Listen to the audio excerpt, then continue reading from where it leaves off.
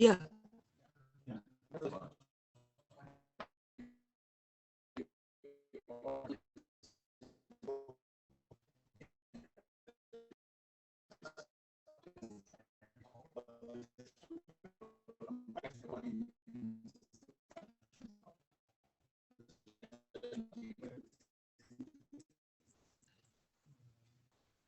Okay. Yeah. Up there. What's your name? I'm already in the office. Yeah, I know. Oh, yeah. Yeah, but I'm usually sitting behind a desk. Yeah. So. You work, you email to work. Yeah. Judy answers. I know. Yes, Andrea. I should have realized that. Yes. You look different when you're back there. Exactly. I know you with the red hair. I'm the one lady with the red hair. Larry, the computer is so slow in here. Why? I don't know why, it was, that's what, I'm having a lot of I trouble. don't know why it is so slow, because it wasn't so slow before. Okay, well, And maybe we started. no, I don't even want to start at this point. I have to get computers before the class. I'm afraid it won't be any good. But send somebody down to me if it's like shuts down or something. Yeah, but my question is, how it's not, do we do it the same way as last week? Yeah, just press this forward button every time you want to move a slide. I have the slideshow up. So you're on Zoom, you're sharing your screen. I'll worry about the beginning, the fact that we start the class. See, now it's, okay, it's slow, but it's working. Yep. Here you go. That's your first slide, right? Yes. Okay. I got 1, 2.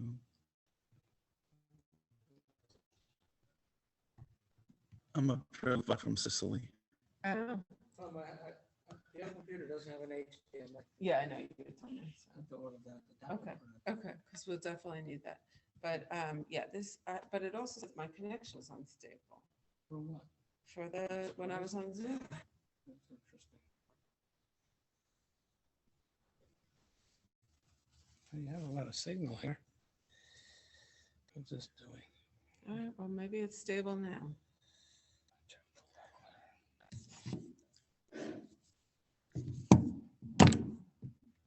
You got a reasonable signal.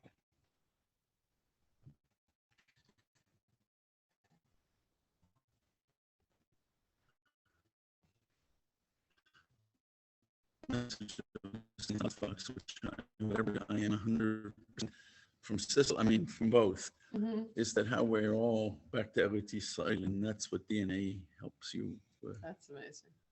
And I, until the age of 5, didn't even know I was a Jew. Wow. So, and my parents knew nothing, but you can find all this stuff. It's, Yeah. it's amazing. Yeah. My what? He's looking at the internet. All right, I got to get back to work. I got lots to do in the office. If anybody needs, if you need me, just send somebody back to the office for me. He'll have a lot. You think so? It's a popular lecture. You're a popular lecturer, although maybe the Muslims are more I interested. don't think it wasn't, but what this is for each people, each person here individually, armed with DNA and using what you can do, the DNA that led us back to the slide. But Moss, you're. My marrying is famous, yeah. I was told it means books, sell. No price starting. Oh my God, you know that's an abbreviation, you're absolutely right. Yeah, and then my maiden name is Parmet, which I was told means parchment in Yiddish. I don't know. But Moss is exactly what you said. Yeah. Yeah. Yeah. But I might know why. You got the other lessons. Yeah, it's M-A-S-S, not M-A-A-S.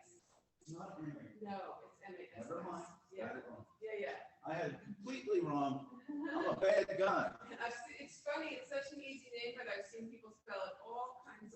Sure. Moss, Mass, Moss. Well, listen, my family name being Rhode, I will invariably tell people Rhode spelled like Rhode Island. And then they'll start calling me, I'm not joking, Mr. Rhode Island. Like you're a kitty cat. Mr. Island, come down. This is absurd. Yeah. I think Rose like Rhode Scholar.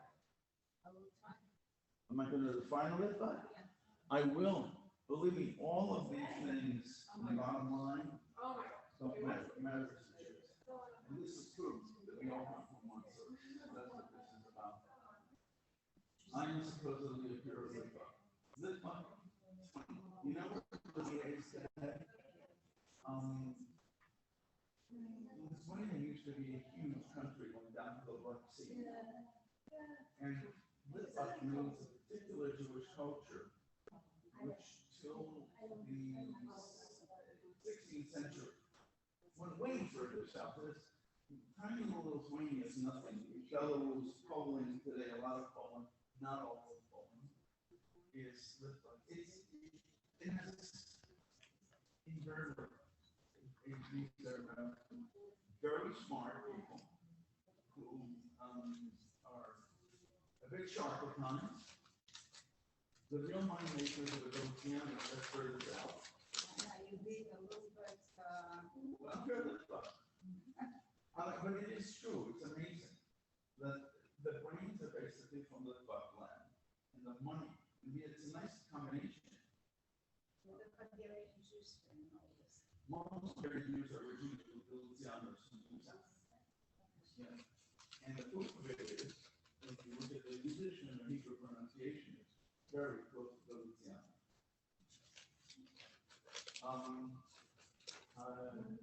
My family roots are from Lithuania.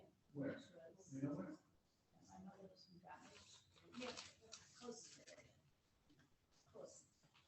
What close is not, it's pretty Oh, long. okay. That's. It was Ukraine. How are you?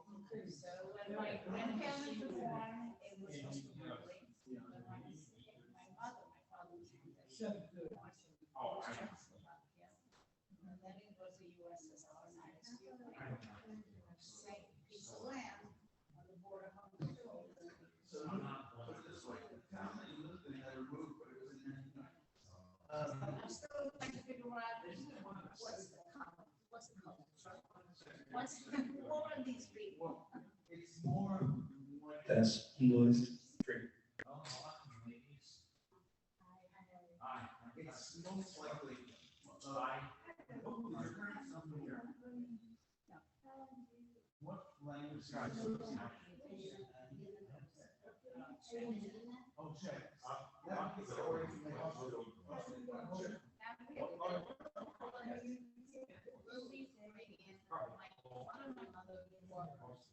Same general area, two different towns separated by a small river. So my mother went to church. After my grandpa was. It's a big mishmash. And my mother's father, I guess, by marriage. So I guess it's like. The way it is. All Jews, that's the bottom line. And I have heard in the past We were so mobile. Spain, to Yeah. Germany, to Northeast. But Anyways. That's That's great. He don't have a white chromosome. He got it from his father. And it's amazing what you can do. Because I come from a family, my parents were like 5 generations here. I didn't even really know I was Jewish on the spot. But I've been able to reconstruct that. I had 40 in Lithuania and Latvia, I think they developed this, which is all this stuff. And but between distant relatives and documents and science, meaning DNA, you can do anything. It's unbelievable. And that's what this lecture, not about lift-ups per se. It's how you use DNA. That's what won't happen in the end. And how you find people. How people in the evolution. What both of those work. You're right. I'll do it. Hey, man. You walk up the whole show. Doesn't match my shoes though. Well, actually, it doesn't.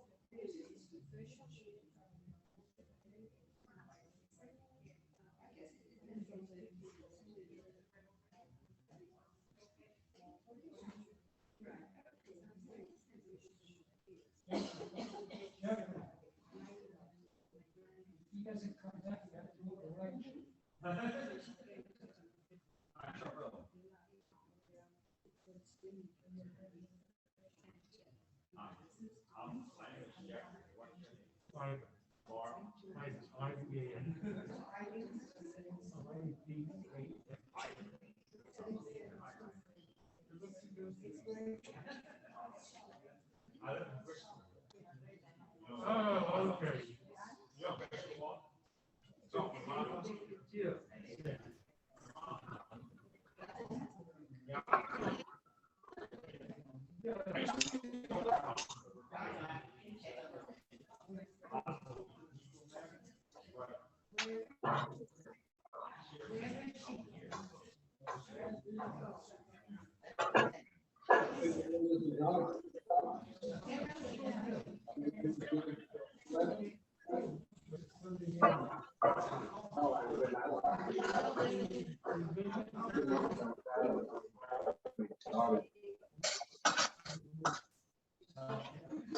Here. Oh. Yeah, I know. That's the way it should be. It should be. Oh, yeah. I don't have to watch.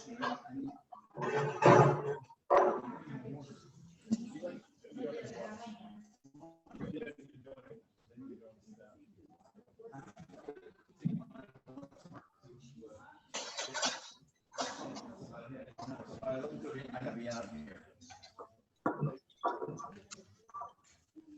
Oh, and I also lose things. So.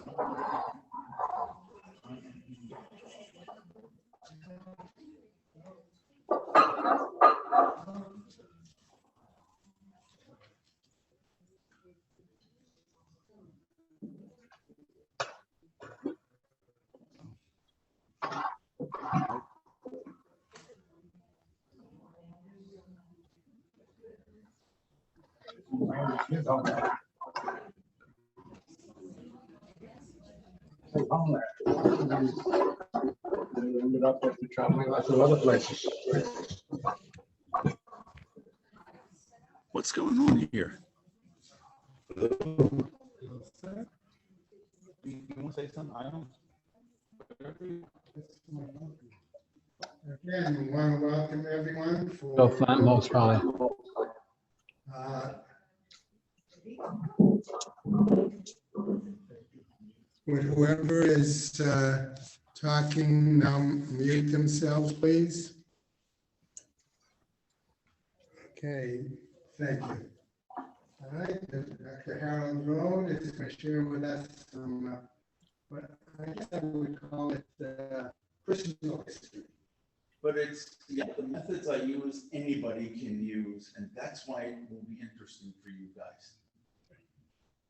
Oh, thank you, yeah.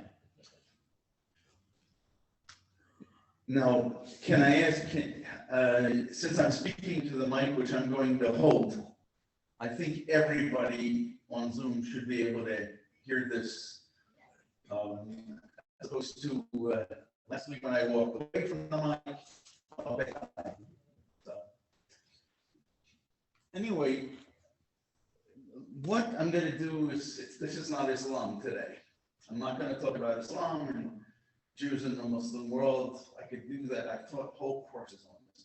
What I want to talk about today is how, whatever you think you know about your family, oh, I don't know much, no one told me anything. I think I probably said until the age of 5, I didn't even know I was a Jew. My parents, when they died, could not read Hebrew letters. And both of their brothers were born in the United States. And my mother's father came to America when he was about a half-year old. They didn't know anything. No one told them anything. And what I did when I began to become interested in who I am, how come I'm a Jew? I know I'm and I know the Torah, and I know Tanakh, but where do I fit in? My goal today is to show you how you can figure out how you fit in. I am a Litvak, a pure Litvak, whatever that means, I'll explain. It's a 16th century definition of an area which includes, let's say, southern Latvia, Lithuania. That's the center, if you wish. And then it went all the way down to the Black Sea at one point.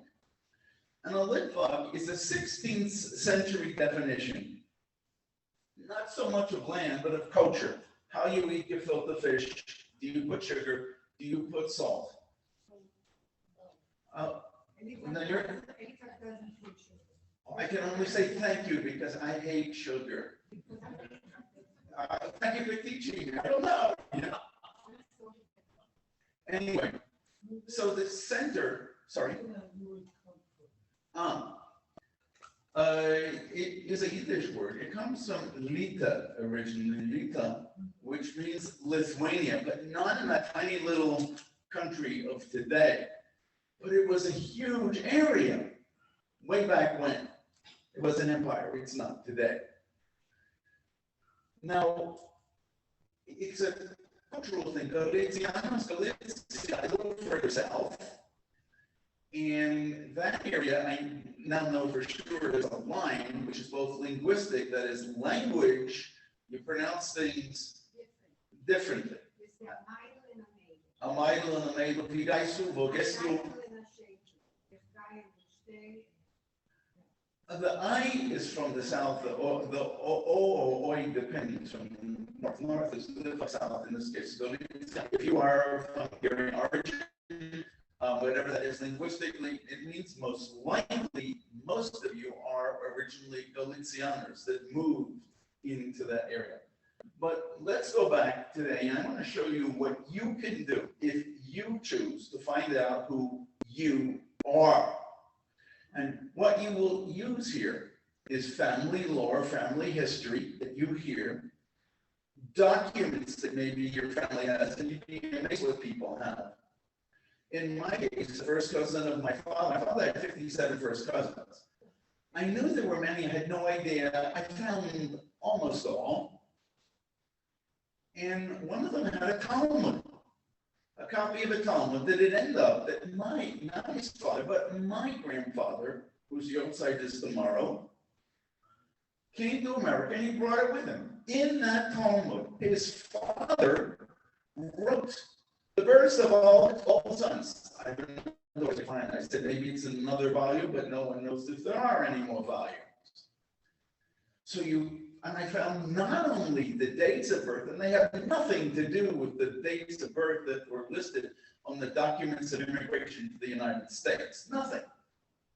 But here this was, and again, I read Hebrew, and there's some things that I always know how to ask. I have no problem being the dummy and saying, I don't know. It's the greatest gift that Hashem gave us, to say, I don't know.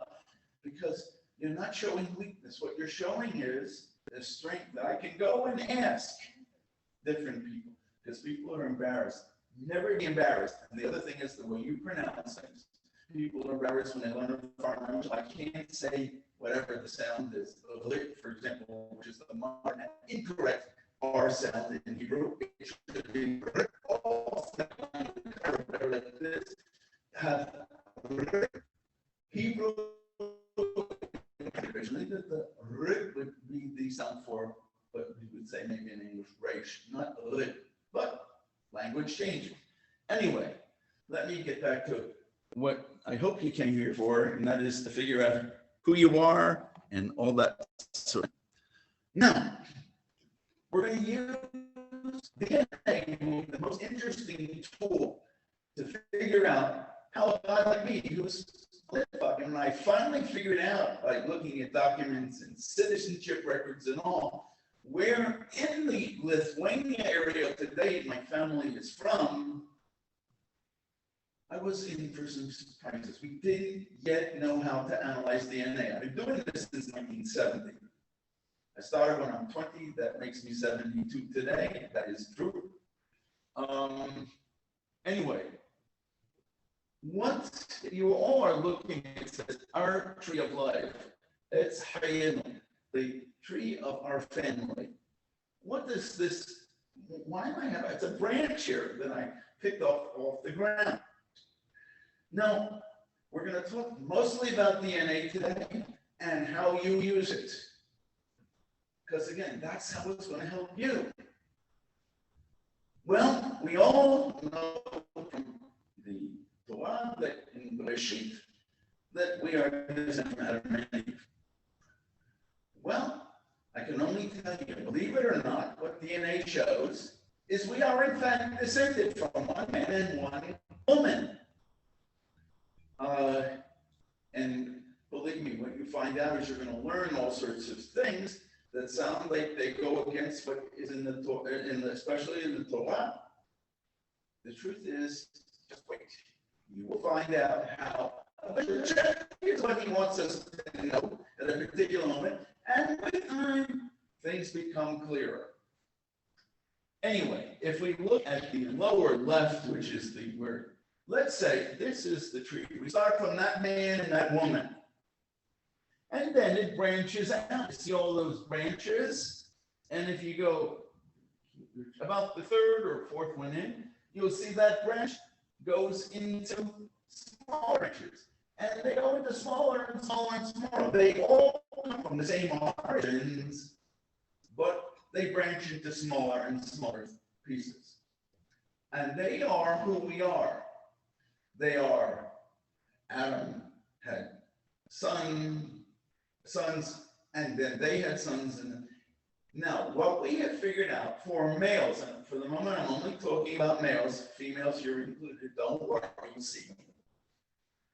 What I'm talking about is that the way Hashem set up fertilization, when, if a boy is created, if it's a male, he gets a Y chromosome from his father and an X chromosome from his mother.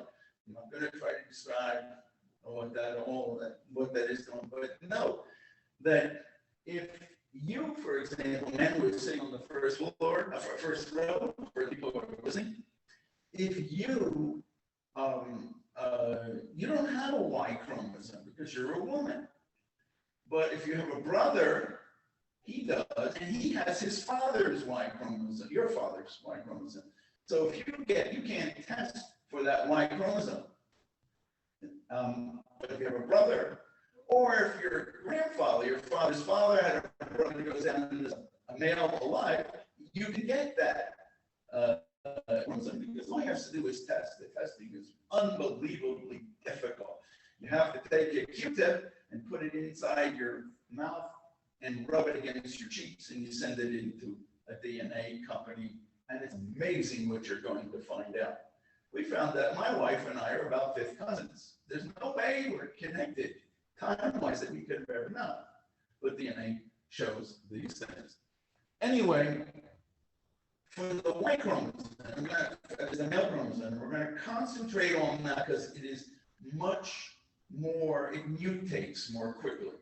Every 4 to 7 generations, it's a little different. So if like 4 generations ago, let's say, you would have males here, you would have a Y chromosome which has a slight mutation, not much, but a mutation. We can follow those mutations, and it helps us understand how closely people are related.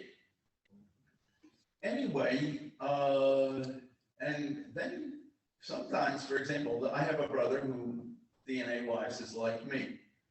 But every once in a while, when you have brothers and they have different Y chromosomes, they call that like a non-paternity event. Because let's say in common parlance, some hanky-panky went on here. Okay. Anyway, now let's go in and look a little at the slides here. What happens?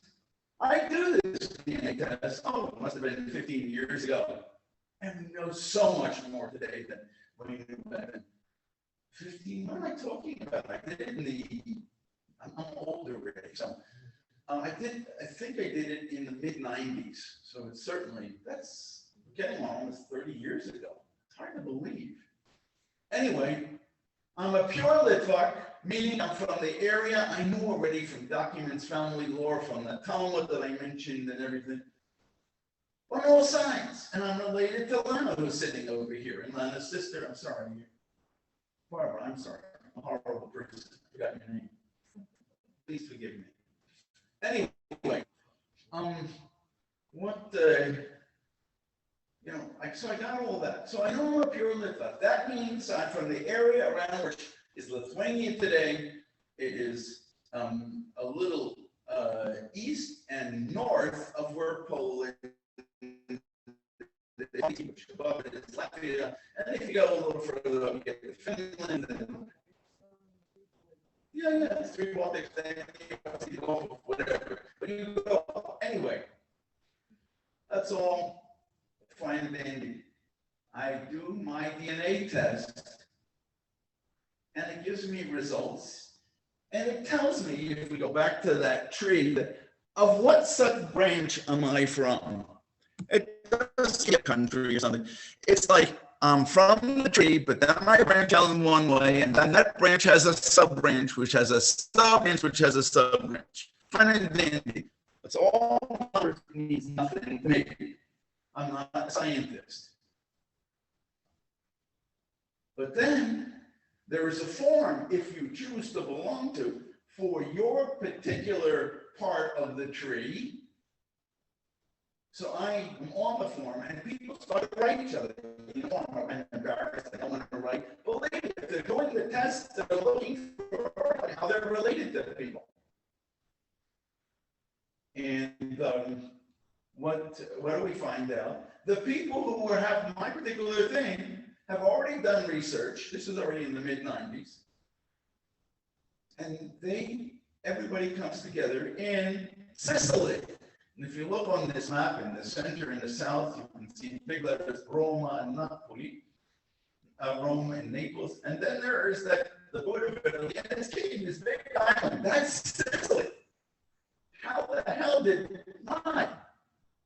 What do I have to do with Sicily?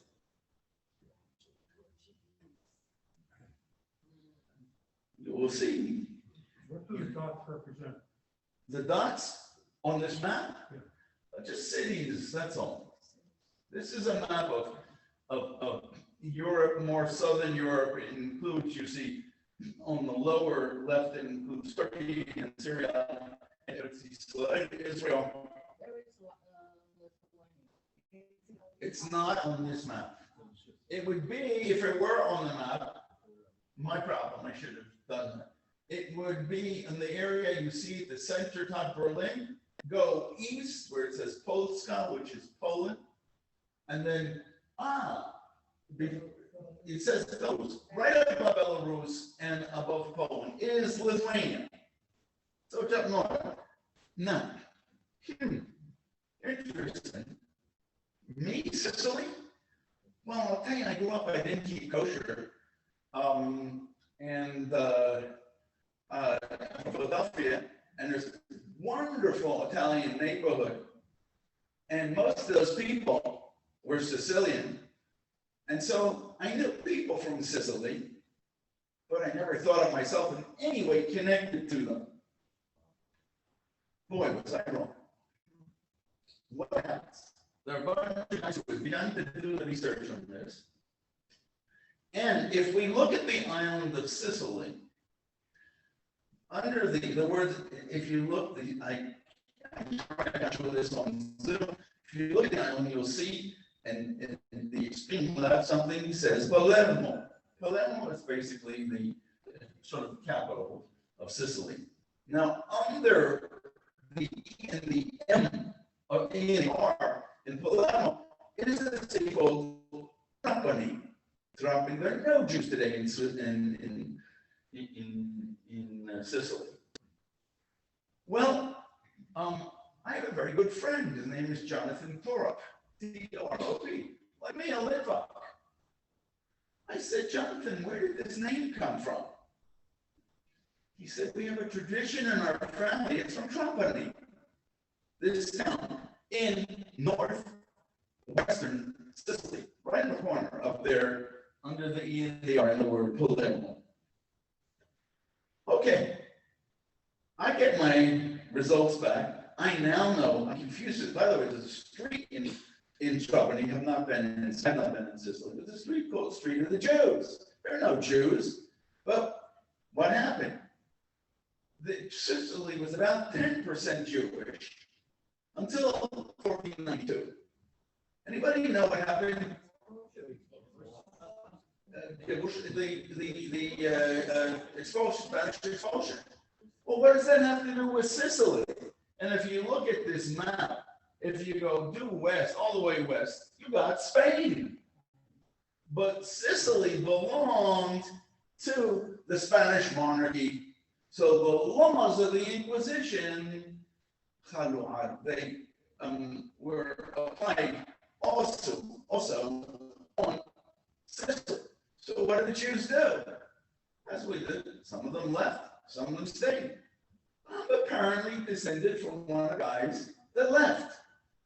But it didn't matter if you converted, because if you were forced to convert, you were called neophytes, neophyte, which means you're not real. So it was a precursor to Hitler, if you wish, because back then it was your blood was their blood. Going back to my friend Jonathan, when I got my results for my DNA, and I'm telling him, hey, Jonathan, you say your family's from Trapani, and that's what Torah is from. I said, I know you know a Litvak like you are. I'm from Sicily.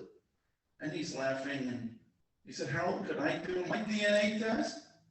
I said, as long as you pay for it, of course you can. He gets his results back, and we're friends. And the results come back, and he gets all these numbers which are unintelligible. He calls me and said, Harold, what does it mean? I said, Jonathan, what do you think it means? He said, don't do this to me. I'm waiting. I really want to know what the answer. I said, well, Jonathan, it's either cousin Jonathan, Uncle Harold, great-grandpa, who knows, whatever, something that close to my parents and kids or anything like that. Why? Because the story in his family is true, because he matches my Y chromosome way back. His family obviously left too. By the way, there are people all throughout southern Italy and Sicily today who know they are of Jewish origin, who match us on the father's line. And there is a movement, guess what, to return home. Palermo's had a cathedral, which used to be a huge synagogue. Palermo, a few years ago, was given back to the Jewish community. Who is this Jewish community? People who are returning to their roots. Some are converting halachically, some are converting otherwise, but there is a movement. And guess what a lot of them want to do? Where do you think they want to move? Israel. It's all back. Now, we're going to leave this little story for the moment. And my friend Jonathan and I, that we're related, we're friends. He studied Islamic things. I studied Islamic things. We had the same mentor. You never know what comes together. My mentor is this Professor Bernard Lewis, also a Litvak from, I call it either Litvak land, because that way it's not Lithuanian, or Litvakistan, because everywhere I have descent, Kurdistan, Tajikistan, all these stands. It's actually from Persian originally, where you stand. Anyway, I remember I mentioned this form that if you choose to, which you'd be a fool not to as far as I'm concerned, you get on the form, all of a sudden there's a character by the name of Francisco who has the same chromosome that I do. Doesn't sound like he's a member of the tribe, does he? He's not. But this is what is hidden in history. And watch this. He gets his result back. Oh, this is Sicily. I should have moved this. Look up in the extreme northwest, you see Trapani. It's like on that thing which measures you can expand or make it smaller. Trapani's right where the middle, where the minus seems to be. Anyway, let's go on and see what's next. I don't remember. Now, what happens, all these people are beginning to get results. This is what is called the Pale of Settlement. This was the area where Jews were allowed by the Russians, who took most of this land in 1795, some before. The Jews were allowed to settle. All this places in Yiddish had nothing to do with Sicily. I don't know how I got to the land. Jonathan, my friend, I know more about how he got there than he does because I've researched it for him. Anyway, there's a book on Jewish surnames, and this is from it. I have it in our place here. If anybody is interested with family names, email me. Please don't tell me. I won't remember. Now, these are just maps. Now, this is Sicily and what percentage of. Now, here's the weird thing. We have family names in, excuse me. Hey, Craig, I'm giving you a DNA lecture. I'll call you right back. This is an interesting story. A guy who's a convert. He converted my age. He's one of my best friends in the world. We're friends since we're 15, 16. And why did he hurt when he became a convert? And this is what happens with DNA. It's unbelievable. He always felt from the time he was little, the people he was friendly with, they didn't have Christmas trees. He found out, when from about age 5 or 6, that his friends were all Jews. He didn't know what that was, but it was soon to figure out. He was always attracted, whatever, to Jews. And what this guy has done for Am Yisrael is unbelievable. Now, Craig always felt that his soul, something was Jewish. He did a DNA test, and he is about 10% Jewish. Please. Well, that we're unclear of at the moment.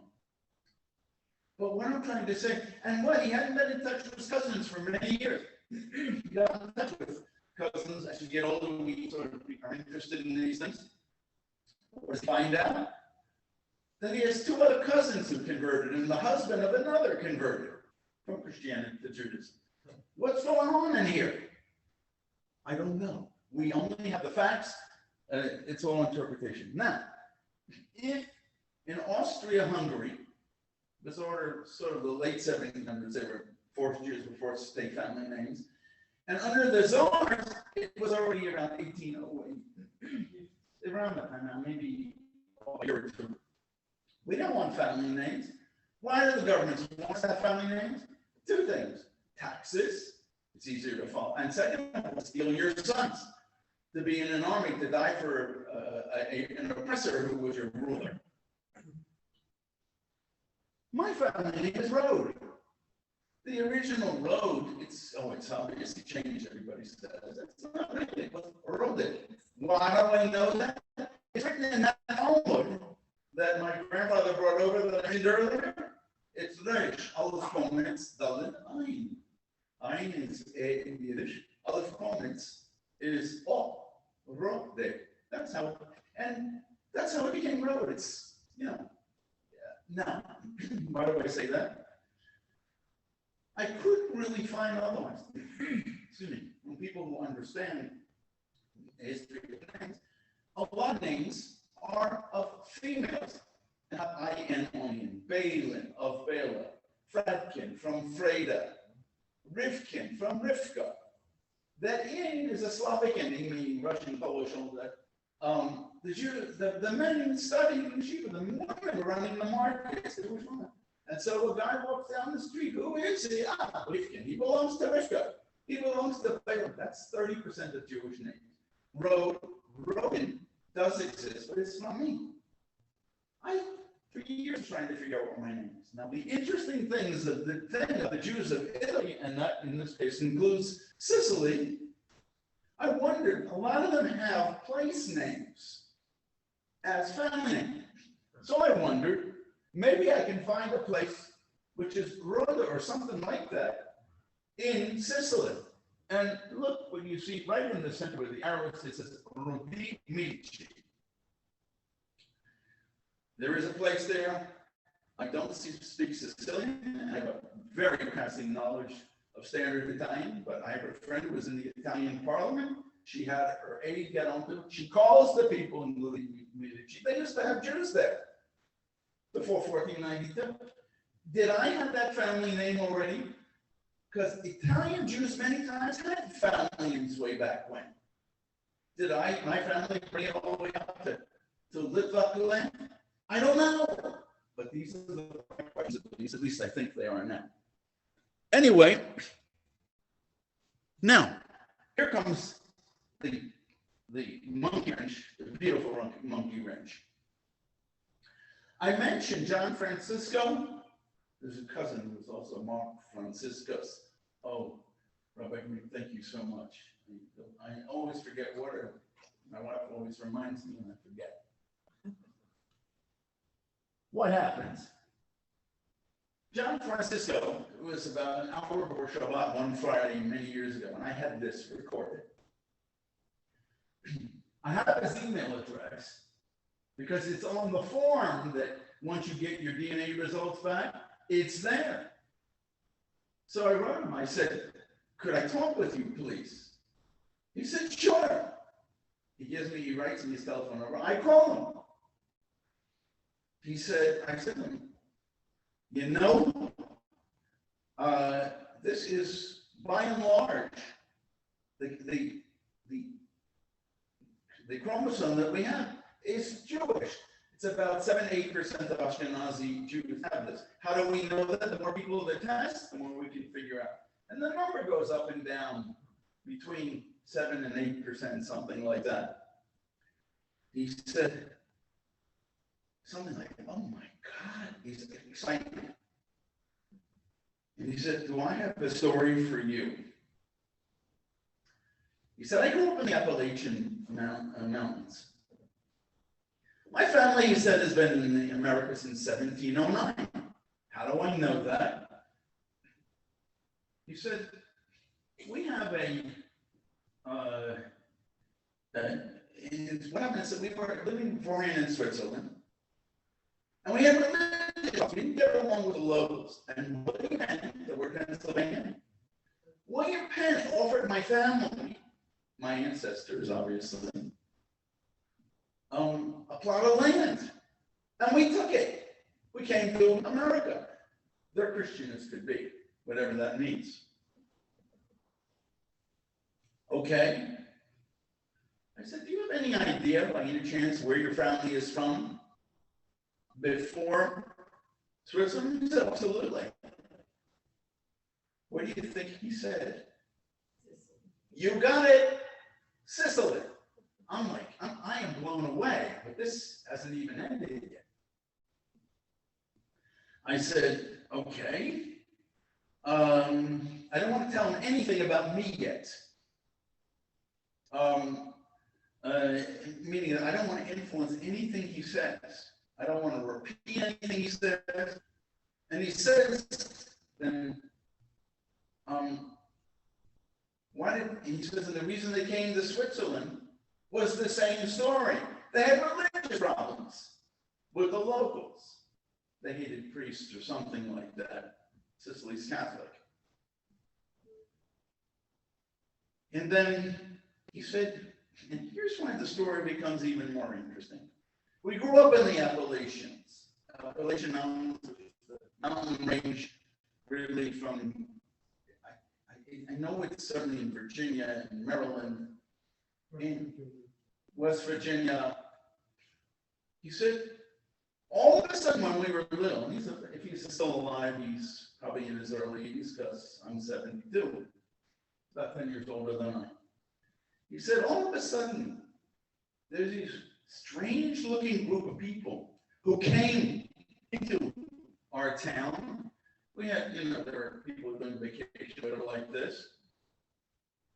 He said, they look weird. They had beanies on their heads, and they had these like tails, side locks, hanging down. And we started to make fun of them. And my father stopped us and said, you will not make fun of them. They are kin. You know the word kin? Yeah, like the Cockbills and McCoys or whatever like that. They're family. And he said, we are originally Spanish Arabian Jews.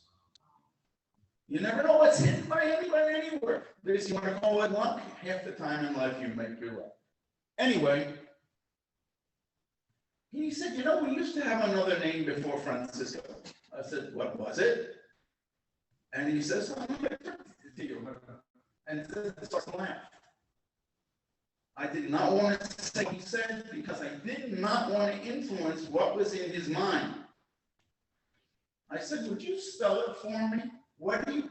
He said, I don't know how to spell. I said, tell me what you are hearing. And again, you see, if I had repeated, I could have influenced the way what was in his mind. I didn't want to do that yet until we got out what he had to say. So what happens? He spells it for me this way. Like, he says, like T-S A-R-F-T-I. Anybody want to say that or venture guess what it could mean? So Fatih. So Fat is France. What is his family name? Francisco. It's what a Californian language. You literally translate Jacob in English. Actually comes the other way. Go first. That's called a Californian. Oh my God! So I said, tell me. I told him. I said, so Fatih means from France. What it sounded like, in the end, I'm going to repeat more or less now because he's not here, and he said it already. So, Steve, that was one, and there's no missing vowel. The vowels always change. There's no problem. Well, maybe originally it was. So I said to him, he's from Sicily when I was. But if he has a name, what often happens when you come from one place to another, and you can hear this ring, he's from the Teenager, the New Yorker, whatever it is. I said, I wonder, was there an immigration of Jews before 1492 to Sicily from France? Now, there's nobody to ask, they're not alive back at that time. So you look in books, and guess what? The history of Sicily is extremely well documented. There's a research institute in Israel which has published 17 volumes of documents. It's unbelievable if you're from Sicily, what's available. Mostly Latin and local language, which is it's a Latin language. It means it's not standard Italian. Now, what do you know? That in 1306, now we're before 1492, in 1306 there was from a place called Narbonne. Narbonne is a town on the French Mediterranean coast from which Jews were expelled. My question is, where did they go? Well, some went from Sicily. Now, on our little map here, it's a little hard to see. You can see Sicily mid right on the side. You can see it's not clear. Toulouse, which is France. Yeah, that's the coast. Now, Narbonne is down there on the coast. Is that them? How did the Jews get to Narbonne? No problem figuring that out either. So our history is very nicely documented, not our family. And let's go over to the realm of the Muwahid. It's corrupted Arabic. You see that area on the upper left side, that is what is Spain and Portugal of today. Well, did Jews leave Spain at some point to go to Narbonne? What do you think the answer is? The answer is, remember the Rambam, the Maimonides? 1187. They had to deal with the Islamic fundamentalists of the time. And this Muwahid means uniters in Arabic. These people were like ISIS, the modern Islamic fundamentalists of the day. And they tried to force Jews to convert or get out. And guess what happened in 1187? Around the time the Rambam went, he fled to Morocco. What happened? There were Jews that fled from there to, in this case here, to Narbonne in France. So we got 1187, 1306 thrown out from Narbonne in France, and 1492 thrown out in Italy. Why are we laughing there? You remember the father of the guy from the Appalachians? What did he say? We are originally Spanish Arabian Jews. There it's part of the family history. This whole area from 712 to basically 1492 was ruled by Muslims. And they left in 1187 for Narbonne to Sicily. Do I know 100%? No, but the history perfectly dovetails with all of the lore and the DNA. Anyway, let's see if I can go here. This is Spain, and they're moving, the Catholics are moving south, and the response of the Muslims is fundamentalism. Okay, now comes the weirdest thing. What is the title of this little talk? How lit fucks me can trace my ancestry to Eretz Yisrael. Two stories. Never think stories, they're just promises. It's incorrectly translated from Yiddish. Stories there's almost always a kernel of truth in these stories. Please don't discount them. I could give you stories and stories galore. Lana and I here have an ancestor. It's still my father's family, but it's a different branch. Alana and Barbara, who's part of the family. Someone in the family said that he didn't know his great-grandfather, but his great-grandfather was the mayor of Ponevezh at the time in northern Lisbon. Yeah. And You know, no Jew was a mayor of anything under the czars. Not possible. But what happens is in Lana's and in Barbara and my family, when, you know, okay, you take it down, you said it's not possible, but don't discount it. Write down the stories when you hear them or record them.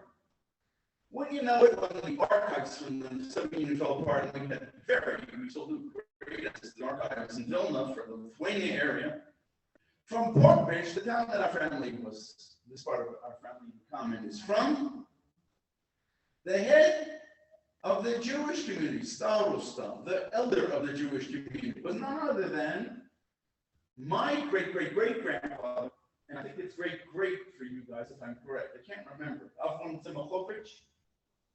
He's listed as the elder of the Jewish community, so he wasn't the mayor of Portbridge, he was mayor of the Jewish community, the elder. So please, never discount these stories. Never. Anyway, what happens all of a sudden? And by the way, you can more or less from DNA figure out because of the mutations, time-wise, or it's getting so exact today, it's unbelievable. Way back when it wasn't. All of a sudden, now you have a map, which is Lebanon.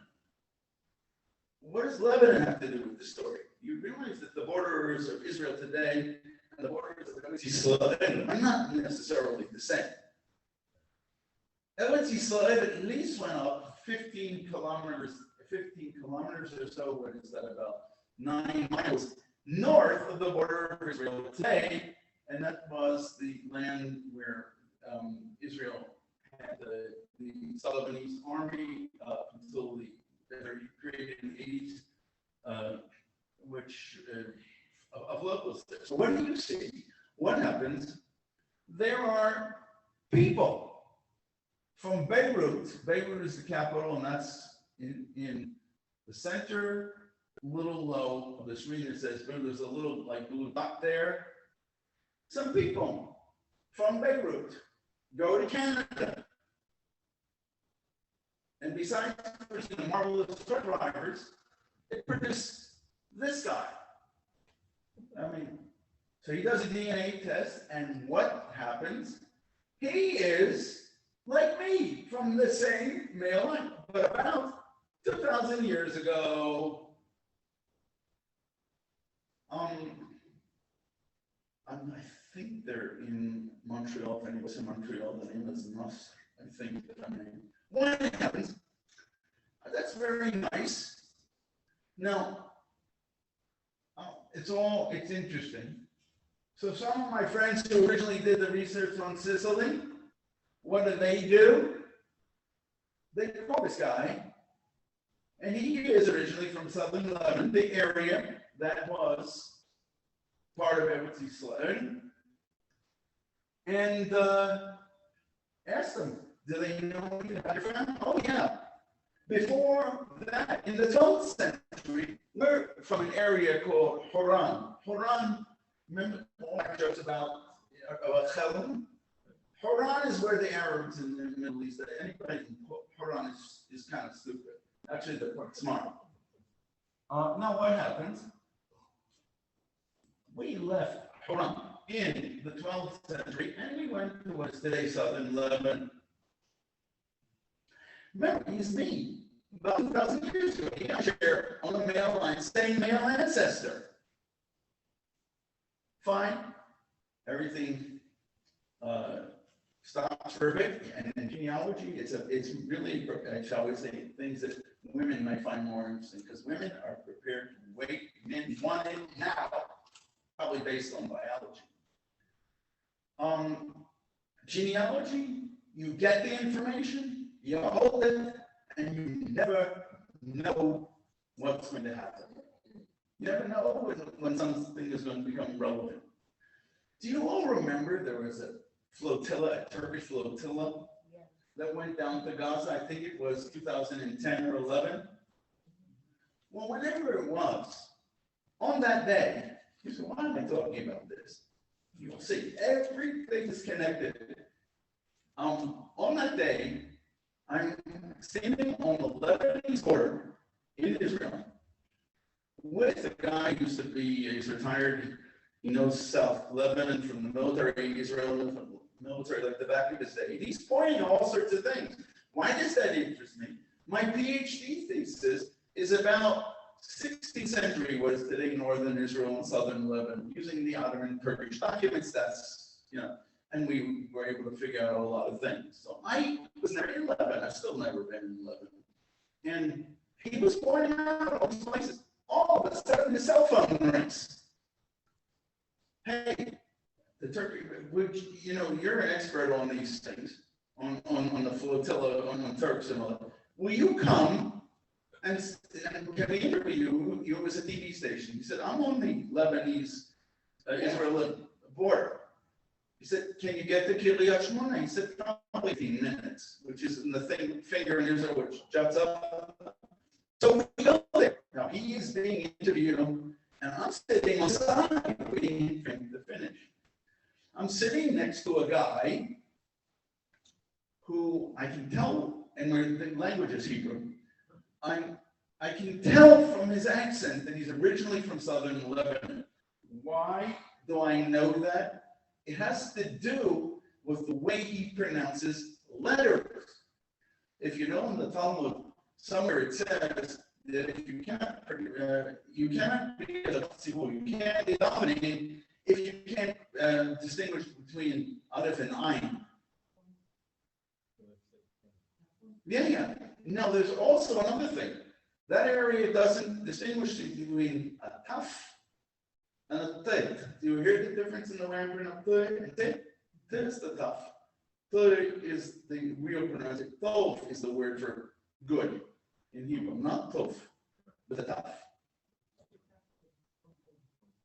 But that would be with a different level. Anyway,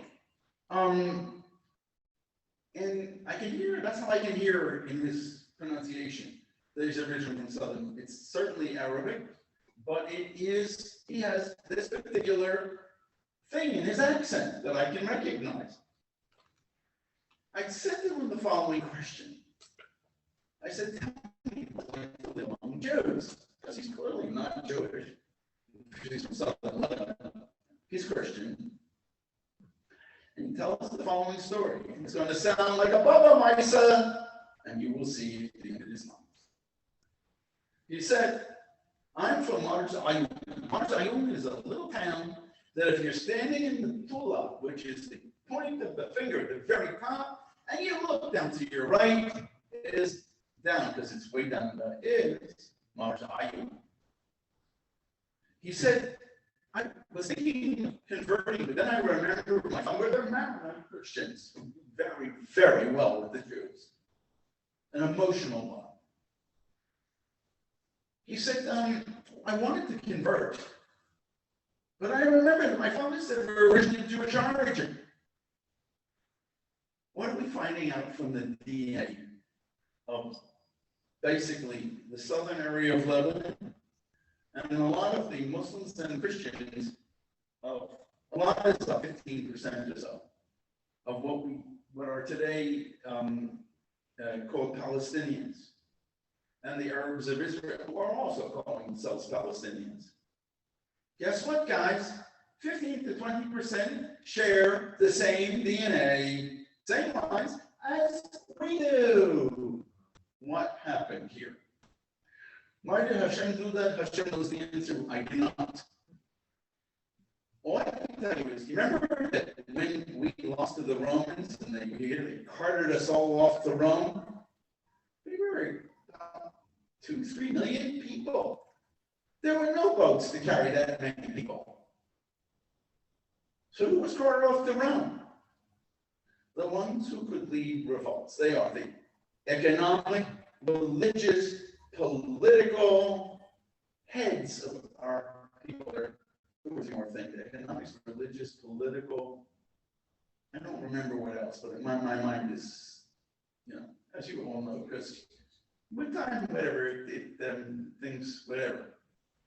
Anyway, those are the people that were carted off to Rome. The rest stayed. Well, what happened to them? Well, Jewish history, and I also at Columbia, besides, you have to have a minor within history, so my minor was Jewish through the Middle East. And all these historians that, well, we don't know much, but, you know, they obviously left. No, they didn't leave. And David Ben-Gurion, I'm sure a name that everybody has heard of, and also maybe Yitzhak Ben-Zvi, who was the second president of Israel, they were running around in 1910, 11, 12, or actually a little earlier. And they noticed customs among the Muslims and the Christians, which weren't Muslim or Christian. Taking a piece of challah, for example, that you're making a challah, throwing it on the side, or maybe candles. Muslims do not use candles for anything except to light up a room. Sometimes you will see in graves, little places in old Muslim things where they have a little place for a candle. That's not Muslim. You can understand for yourself. They're originally us. Why did Hashem do this? And why does Islam seem like it's just going crazy in the world? But the amount of people leaving Islam is unbelievable. I mean that.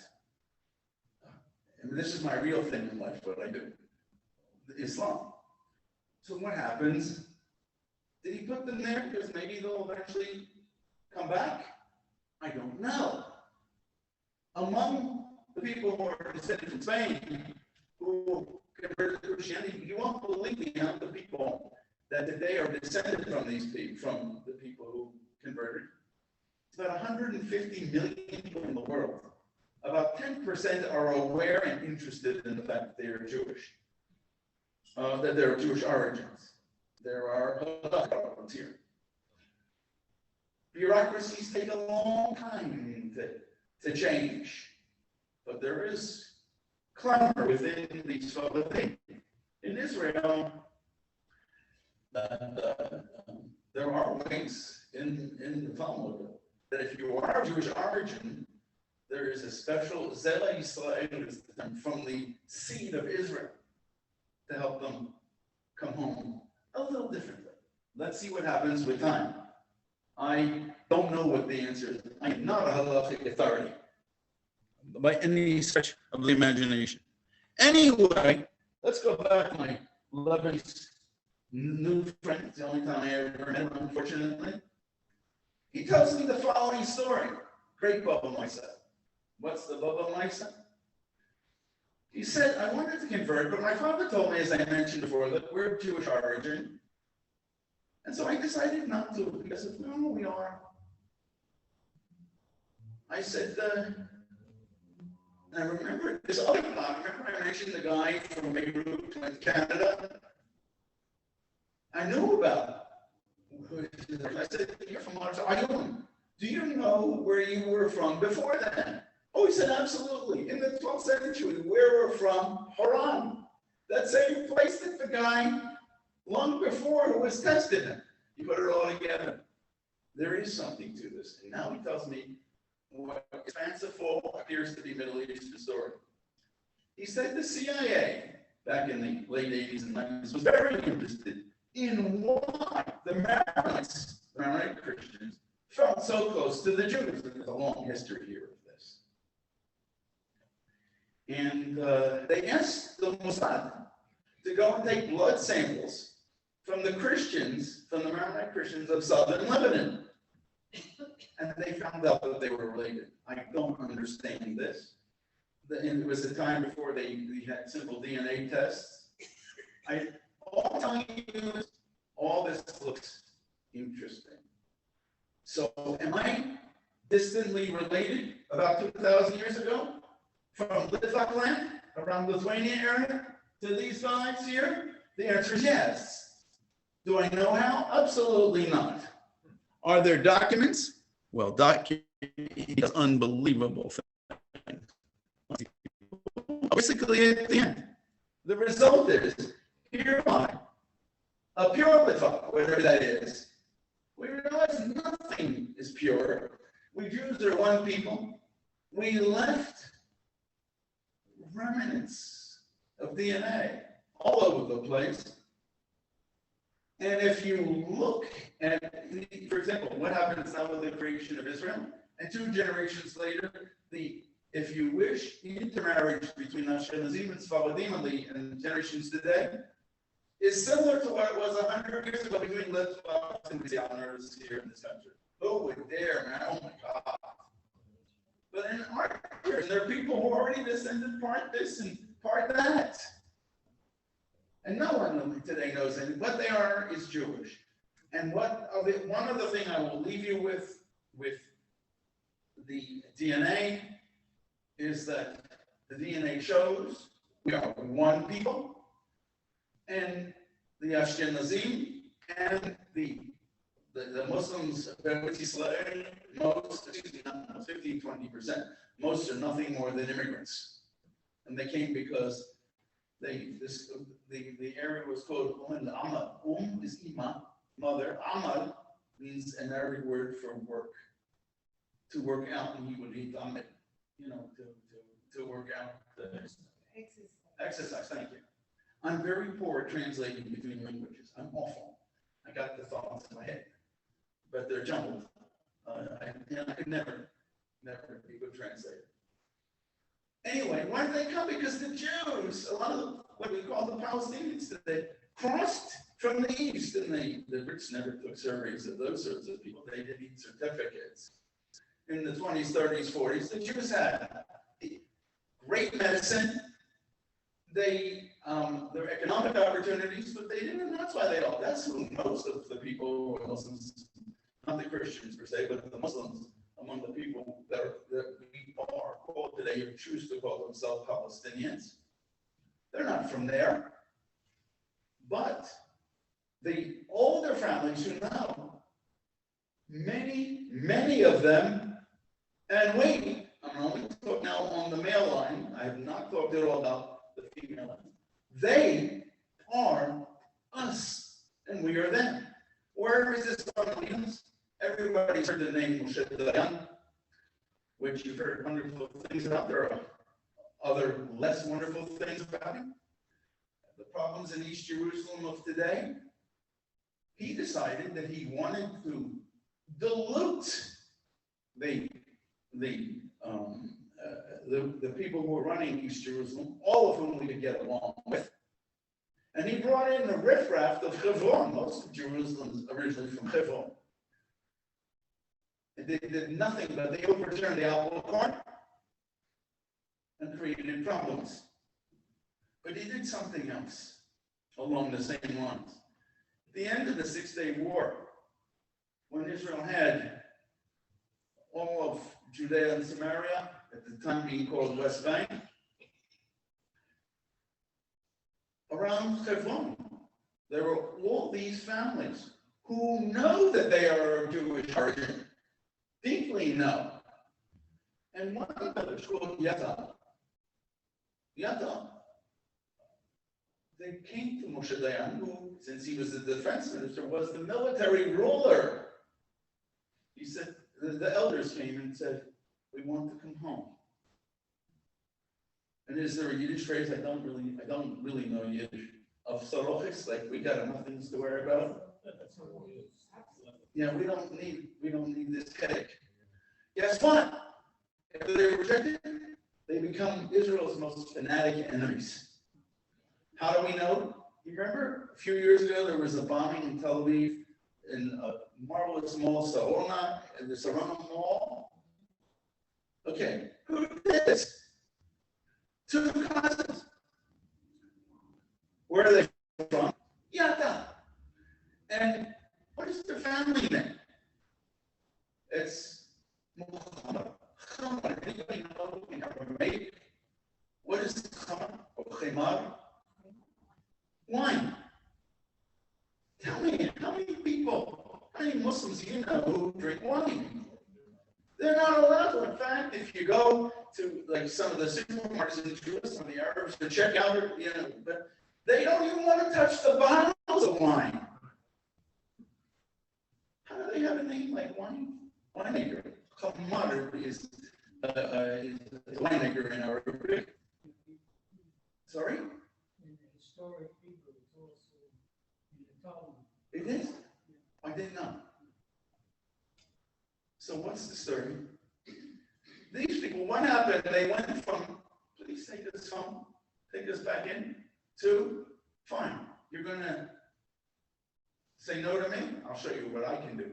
A lot of the terrorism around Teflon are families that historically are members of our tribe. There are two reasons. One is when, if you're rejected, and number two is that the surrounding people don't know it. And their answer is, we can't, we have to go over to prove that we're, let's say, kosher, but I don't mean it in that sense. Anyway, guys, is that 11 o'clock now? 11:02. I've talked way more than I should have. I hope what you can take away from this is that if you do these DNA tests and you take your family history and I don't know anything. My parents, I said, didn't know anything. My mother's name, family name was Finn, Finn. Believe me, they're not Irish.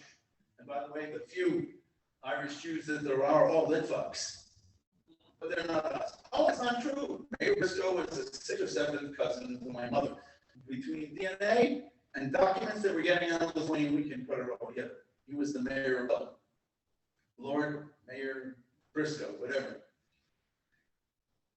You can do it. And again, why I am for you guys a wonderful example, because I would assume many of you grew up knowing a lot about Jewish things, which I did not. Thank God for secular Israeli neighbors who moved into our almost all black neighborhood in the 50s, and they awakened in me a Jewish identity. It wasn't religious, but it was very, very strongly Jewish. You'd be amazed. Can I guarantee when you do a test that you're going to find X, Y, and Z? I can guarantee nothing. But this is really, it's a very sophisticated process. And what happens is that doing genealogy, if you guys like puzzles, I don't know, but I cannot stand when you go to the store, buy a puzzle, and then you sit and you look at pictures, and you do it. Why can I not stand it? But you'll see where I'm going, because I'm going to go to the complete opposite. If you buy something, that puzzle, you know what the picture is, it's on the box. And you know that all the pieces are supposed to be in the box, and 99% of the time they are. What is genealogy? What's the difference? You don't know what the picture looks like, and you don't know where the puzzles are, the pieces are. You don't know where you're going to find them. You don't know who's going to know what. You do it. Now, Lena has two grandsons. One of them is very, very much interested in this thing. And the sad thing, from my point of view, for him, is that I can hand him Lana's mother's Lana's family, which is that's what we have in common. Why is that a thing? Because so much of it is fun. It is fun for the soul when you learn things. When my family is like 5 generations in the United States, but I know of family members that were killed in the Holocaust. And I remember the day that I found the first one. It was 1978. I didn't find that person. The person's dead.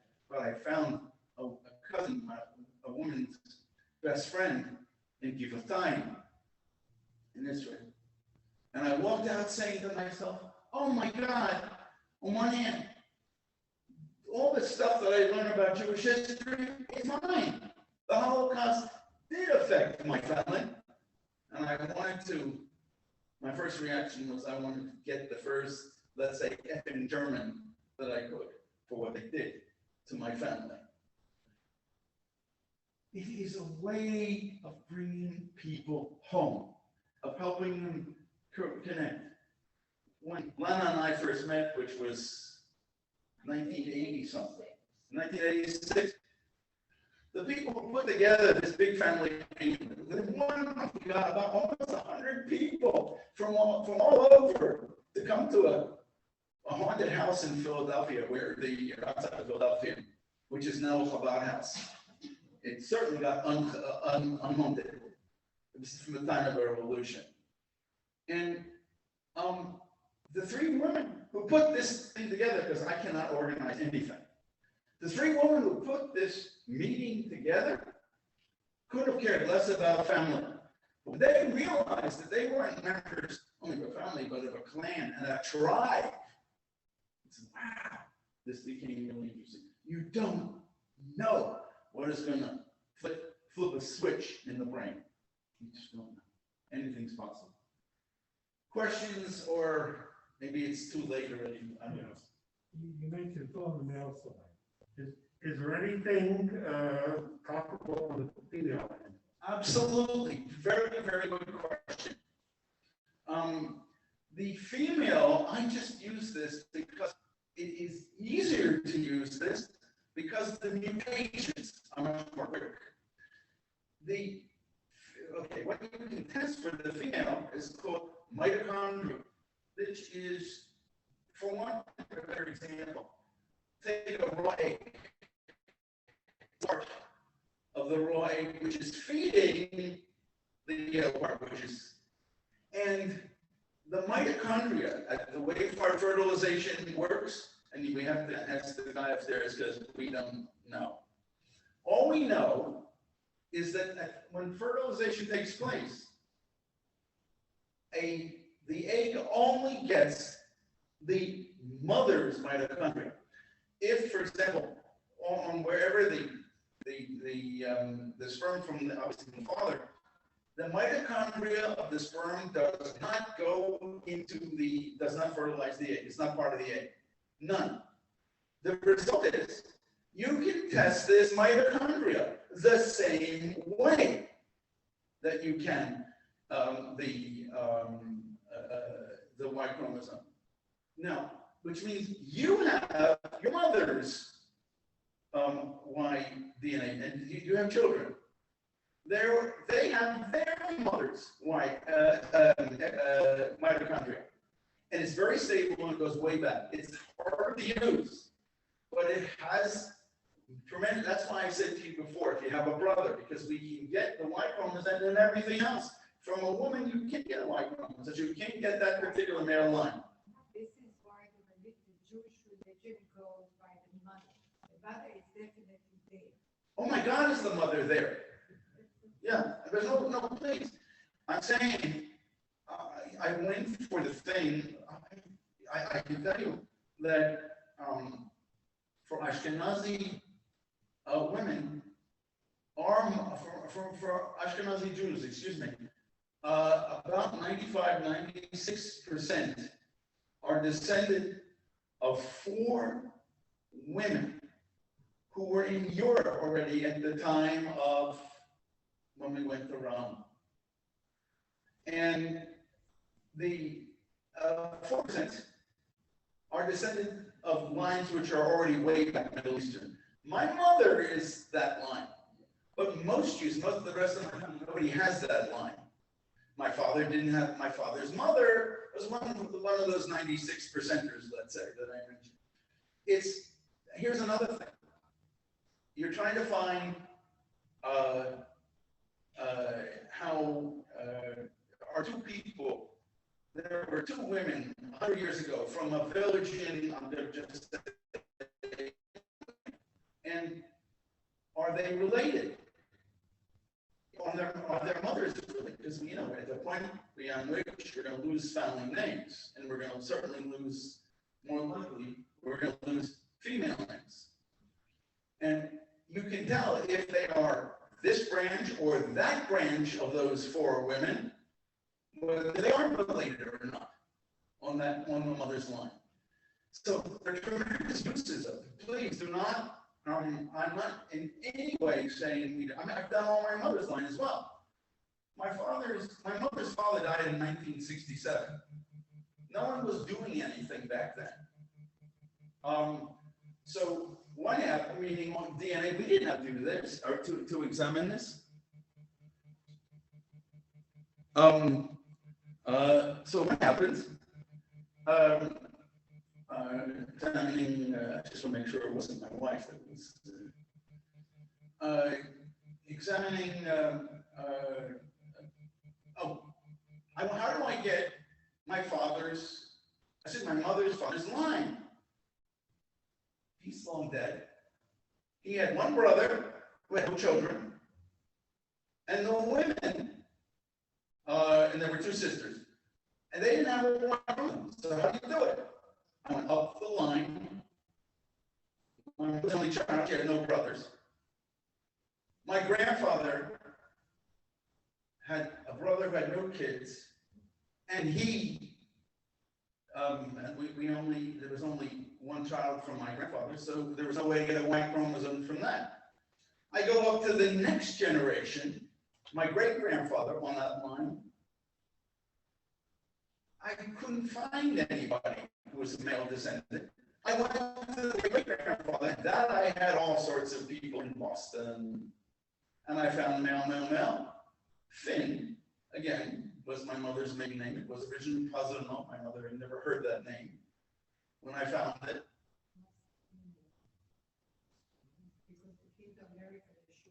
No, nobody, Americans, nothing happened on Ellis Island, but everything you came over on, that was the name you left with a piece of paper in your hand. We don't know. There may have been Finn cousins. They were Levites. And there is a Finn family in England. Yeah. Oh. All I can tell you is that they match. Was our family name originally Finn? They don't know any other name. I don't know the answer. I used in London, I at one point, like every month, I was having dinner with them, and about a bunch of us together, but it was for work. Anyway, the possibilities are endless, and it's your own ingeniousness. And who's sitting right next to you? Could be your relative. I'm going to end it with this one. We are all descended from Ashkenazi because so many, the amount of times we were killed is unbelievable, and thank God we have Israel. We are descended from 331 people, all of Ashkenazi Jewry. The DNA shows it. And it's not that long ago. It's like right after the Crusades or something like that. I don't remember offhand. So everybody in this room, Ashkenazi is related. And what else does the DNA show?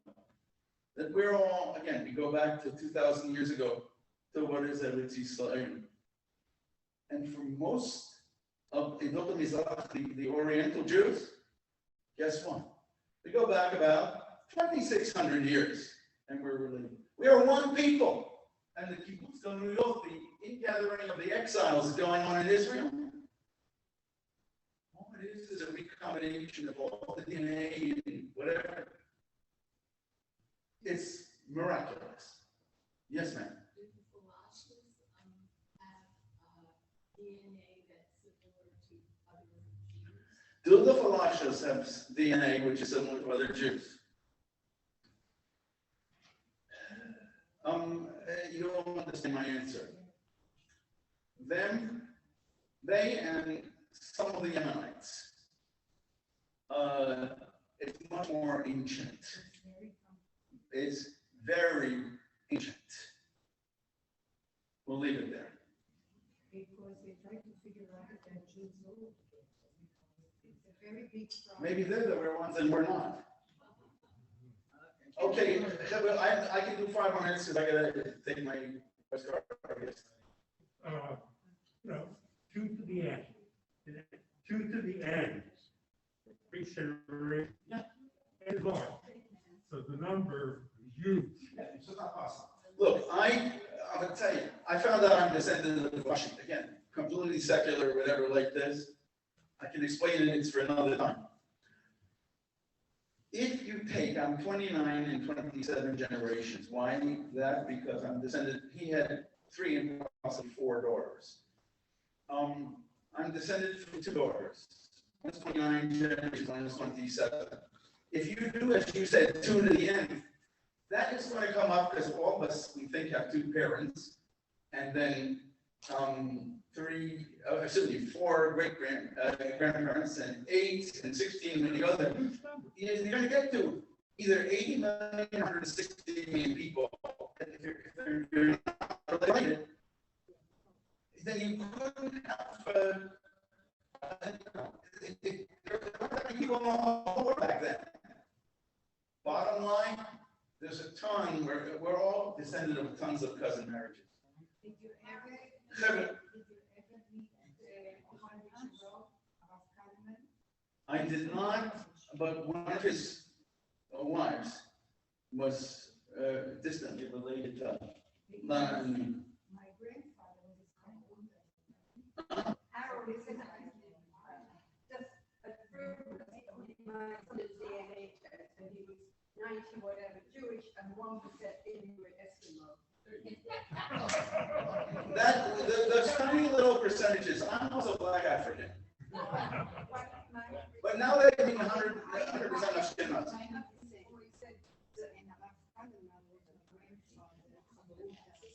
Do you know my name? Harold Road. Road.harold@gmail.com. Please, I have access. I come here. Okay, February. I hope I didn't bore you guys.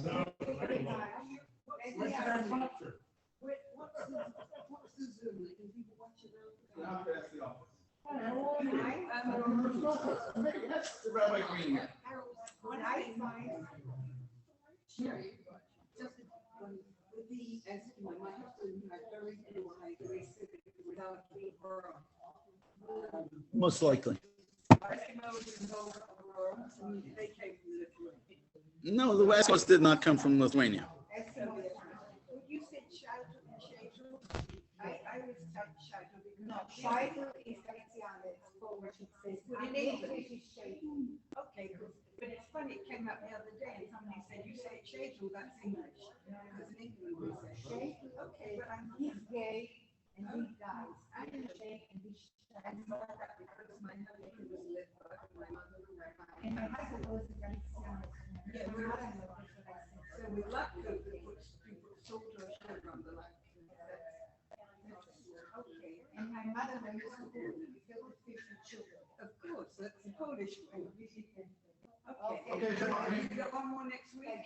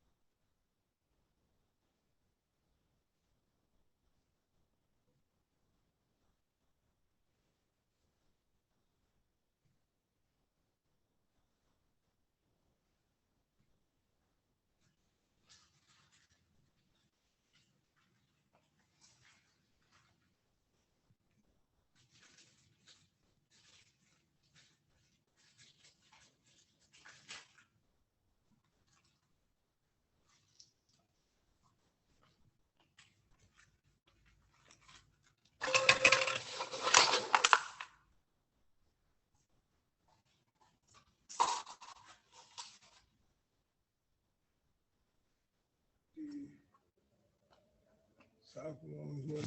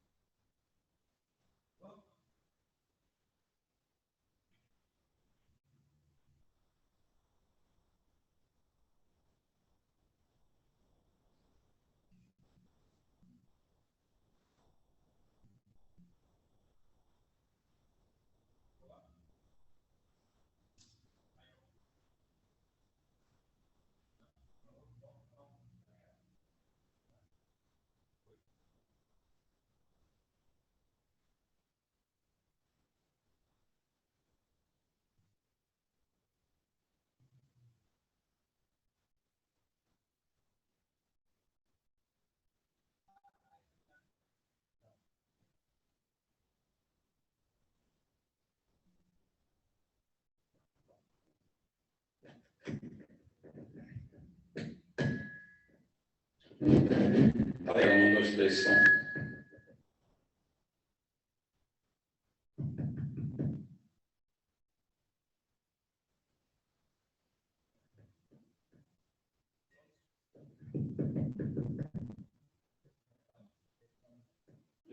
Um, dois, três, som. 1, 2, 3, som. Foi, 3, 2.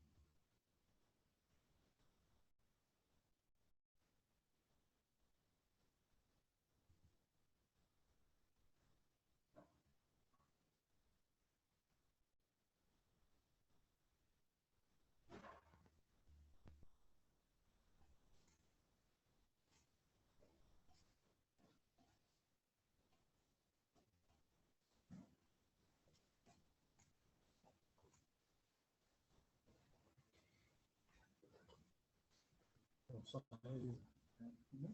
A ideia inicial é um blank plate daquele lá que você está usando, furar ele com a broca de peão, nessa medida aqui, tá? Então traz tudo dentro dele, porque se estragar um tem outro, tá?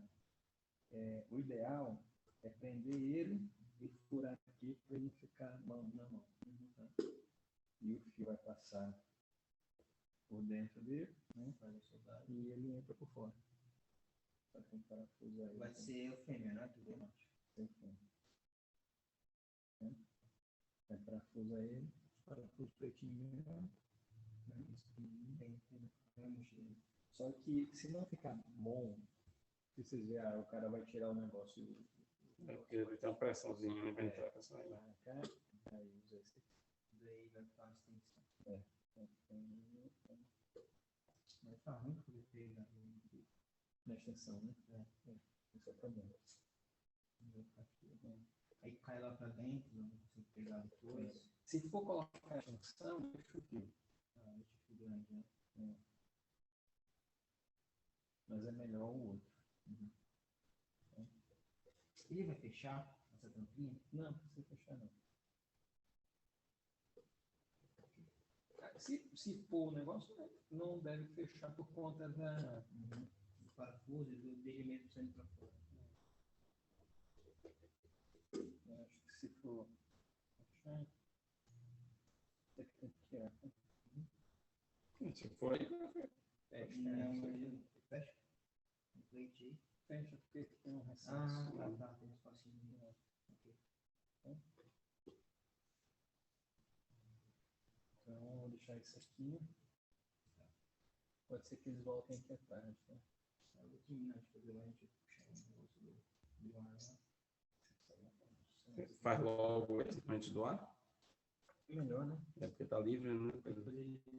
Vamos almoçar e faz isso, né? Ou faz isso logo, depois vamos falar. Mas para almoçar tem que ter, para fazer aqui tem que ter o blank plate. A não ser que tire lá do... Vamos, não, deixa eu só prender aquele plate lá, a gente vai almoçar e já compra esse negócio. Aí na volta ainda vem, já faz isso daí e já fica livre dessa parte da gente. Então deixa aí. Tá, deixa eu só prender aquele plate lá, a gente vai almoçar.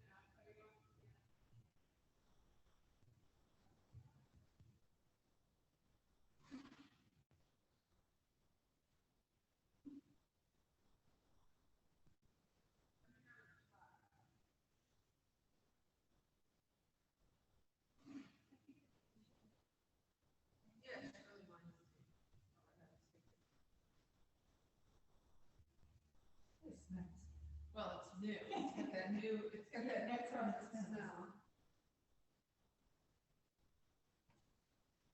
No, they're not new yet. It's dark in the kitchen. I don't know. That's what she said. Come in 12 o'clock.